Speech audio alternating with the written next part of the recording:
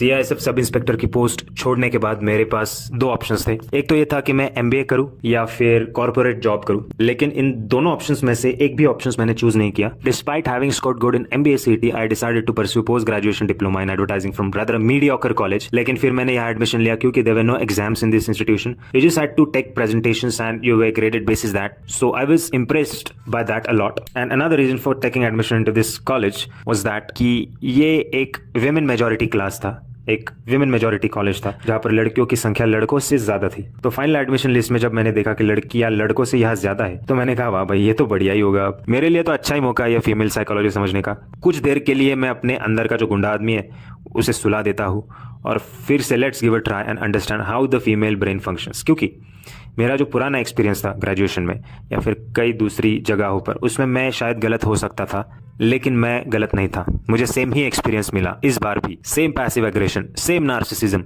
Same selfishness, same gossiping and same manipulation tactics. मुझे लड़कियों ने निराश किया है, इसलिए मैं गलत नहीं था। मैं नहीं गलत था जब मैं अपने फेसबुक पेज पर इन कुत्तियों के पीछे हाथ धोकर पड़ता था, इनकी हर बात को मैं अपोज करता था, इनकी कह के लेता था। मैं गलत बिल्कुल नहीं था। मैं जब ऑनलाइन इनको गालियां देता था तब भी मैं गलत नहीं था। So I would rather conclude my biggest mistake in exercise was that I underestimated how evil women can be, and another mistake was that they were kids but मैंने उनको सीरियसली ले लिया। इसलिए मेरे प्यारे लौंडो, मैं आपके सामने सर फाड़ के बोल रहा हूँ कि don't think about how women think about you. They don't have any critical thinking. They are moody. They are emotional. They justify their actions. मैंने उनको सीरियस लेने की गलती की, वो आप मत कीजिए। They rationalize backwards. Don't take them seriously. इसके साथ ये बात भी ध्यान में रखना कि every man should experience a heartbreak. What I mean is that experience real female nature. Else you will stay in your own delusional la la land. Guys, take action. Speak less. Words are for feminine. बाकी तो आप समझदार हो ही।